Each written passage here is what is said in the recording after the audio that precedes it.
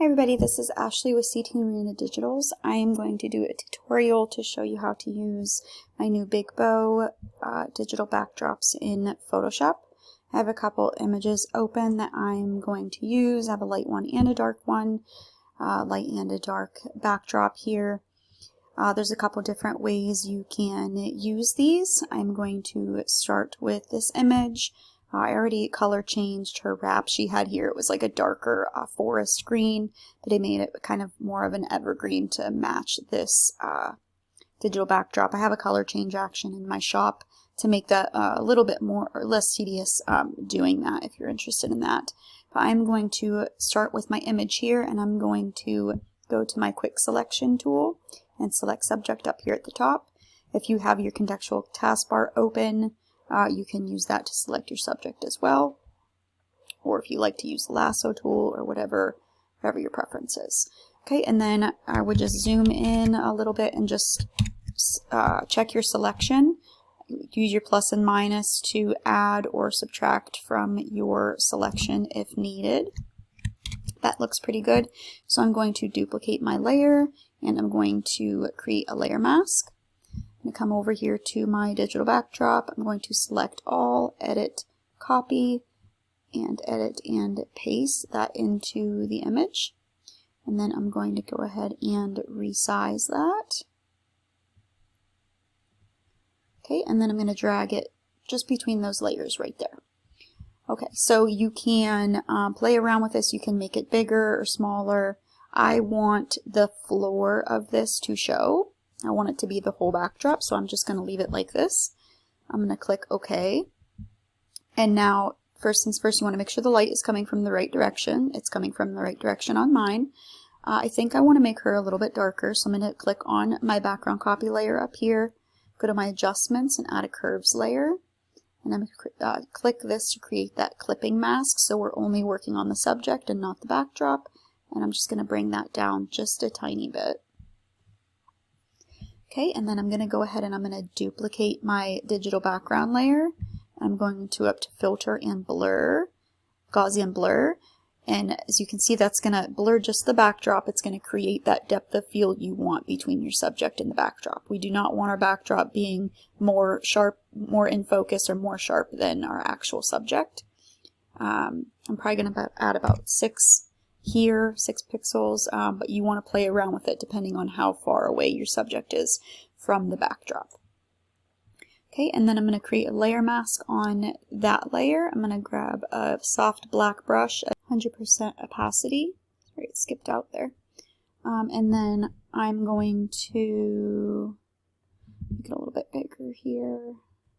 Brush it off of my depth, or my plane right there, just off of the floor where she's standing, where it would be in focus if you were to actually take this with the camera.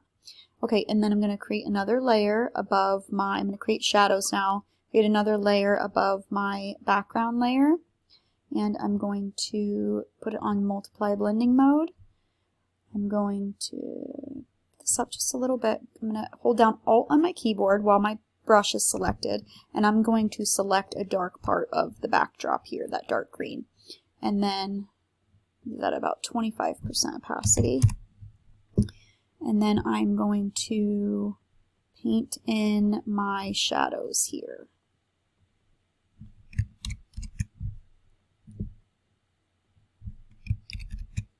Just feather them out. Since the light's coming from this way, obviously we want to have it on that side.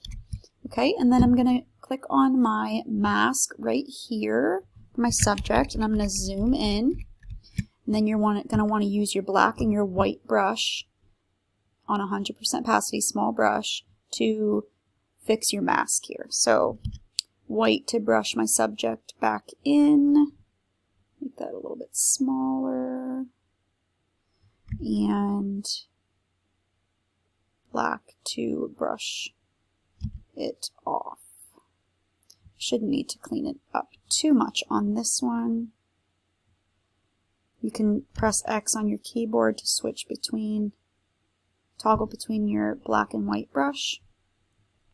I'm just going to go around and check all of my edges. So this edge needs cleaned up.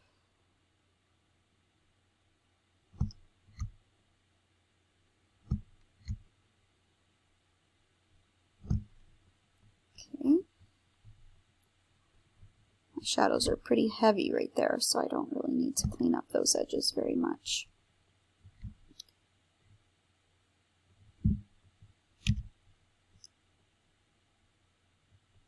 Took out quite a bit of her arm. Obviously want to paint that back in.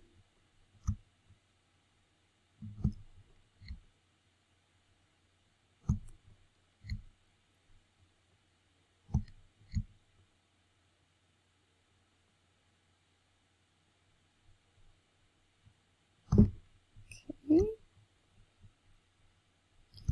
Fix her hair up a little bit here. I do have, if you're working with a lighter backdrop and you need to paint hair back in, I do also have hair strand Photoshop brushes in the shop, which I use often when I am compositing, mostly on lighter backdrops.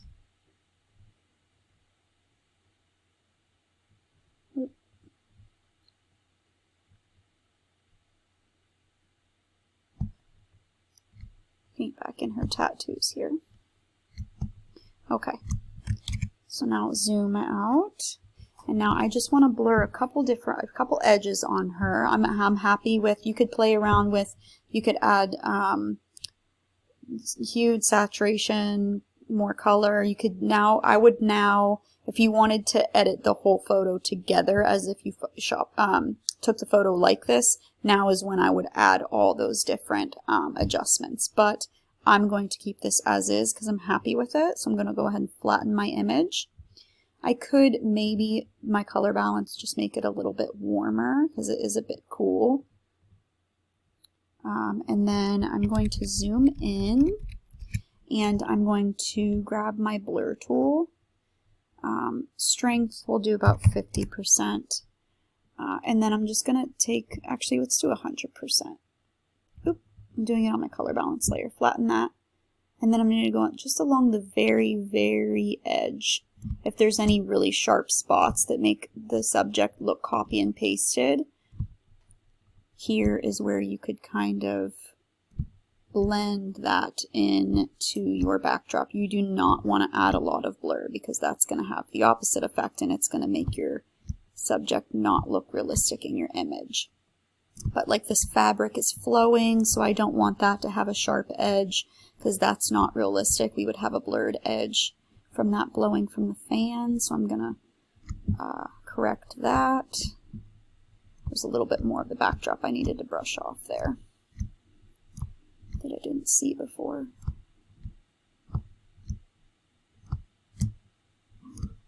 Just go around the whole image, just in certain spots, not everywhere. I'm going to leave her arm alone, get a little bit of her shoulder. Her hair, I'm going to blur a little bit of the back strands in her hair. Okay. And that's it. I'm happy with that image. I think that's really pretty. Okay, so moving on. So I use the floor in this one. I use the whole digital backdrop. So for this one, I only want to use, I'm going to paint this original floor back in. So I'm going to go ahead and I'm going to select the subject. And check your selection. The selection looks pretty good. And then I'm going to duplicate and add that layer mask. Click on my background layer here, come over, select all, edit and copy, edit and paste into my image. This image, so my backdrop's a lot, I'm using a very, like a web size file image, that's why it's so much bigger. So in some of my videos I use place embedded to easily switch between backdrops. I had someone that had their Photoshop in Spanish and they didn't have as many controls as I did, and the Smart Object was giving them a hard time. But if you want to quickly switch between, so that's why I did the copy and paste method. You can always open it in Photoshop, copy it, and paste it into your subject image. If you right click on your bow here, on your digital backdrop here, and you convert to Smart Object, if you right click it again, you can replace contents and then navigate to the folder on your computer, and you can quickly switch between backdrops to see if one looks better than the other. I already knew what I was using for this one, so I already had it open in Photoshop, but apparently different versions of Photoshop for different languages sometimes do not have the same options. So I started to not do that smart object anymore. Okay, so I'm going to make this a little bit bigger. I want this to appear more in the background of the image here. I'm not going to do it right behind her, so it's going to be pretty far back in the image. Okay, and then I'm going to come up to my subject layer here and grab my white brush at 100% opacity, and I'm just going to brush back in this initial floor right here behind her. And then light's coming from the same direction, so I don't need to mess with that. I'm going to add a little bit of clarity to the subject. I'm going to click on my subject there, go up to Filter, Camera Raw, and my effects here, and I'm going to bump the clarity up on her just a little bit. And I'm going to bring down the shadows. Press OK. There we go. That looks a lot better. Okay, and then I'm going to come down here, and since this backdrop is pretty far behind her, seemingly, that's what the look I'm kind of going for, I want to add a little bit more blur. So I'm going to go up to Filter, Blur, Gaussian Blur, and then add, I'm going to do 9 here. So now it gives the illusion that she's standing way far ahead on a backdrop that's quite behind her in the studio. Okay, and now I'm going to click on my subject layer, zoom in, her hair. So what I like to do for this, when you kind of have a darker backdrop behind hair that has all this right here, there's a couple different things you can do. You can add a new layer and clip it to your subject on multiply or hard light. I use hard light a lot of the time. And then I'm going to grab a soft brush and hold down Alt on my keyboard and select a darker part of her hair. And I'm just going to paint that in right on the edges. Lower my, you can adjust your opacity, because you can see that gets rid of all of the, that halo that was, that halo that was around the flyaways of her hair. Okay, and I'm not gonna spend too much time doing it on this image, but then you would go to your layer mask here and clean up your edges like I did on the last image, and switch between your black and white brush. You can get rid of this one, has kind of hard lines from that selection that I did, so I would get rid of that. A lot of times you can use your blur tool and that may get rid, see that got rid of it, and now it just looks like the light hitting her shoulders. So I could just go around the outside, but I also don't want it to add a white line all the way around. So sometimes it does have to be tedious, and you do just have to brush off that extra little bit around your subject. There's a couple different things you can do to get rid of white lines around certain objects in Photoshop. I don't like to do that with actual humans because it doesn't leave the best effect at times. Okay, so I would clean up those edges and then I would be done with this image. Unless you wanted to add any other adjustment layers, you could do that. But that's a way to also use these so they're in the very back of your image, and it adds a whole new dimension to an image. I think that's really pretty. She almost looks like she's on like a runway, and the bow's in the back of the runway. So using the whole backdrop and then just using parts of the backdrop. I've also seen people, if I go back in my history here, let me see if it'll let me.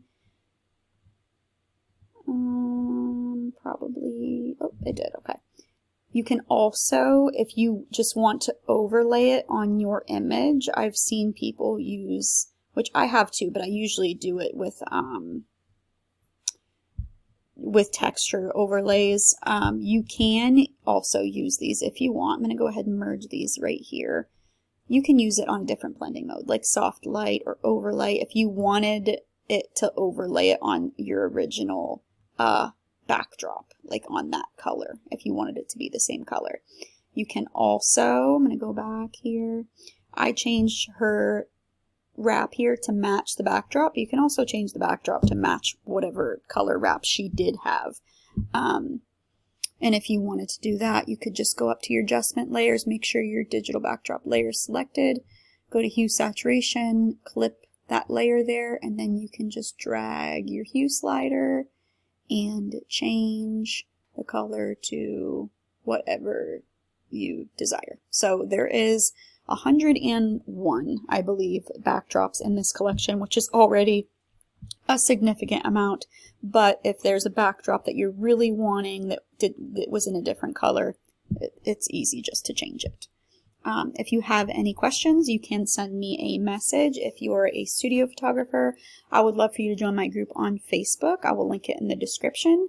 If you would like more free tutorials like this, be sure to subscribe to the YouTube channel to get notified when they're uploaded.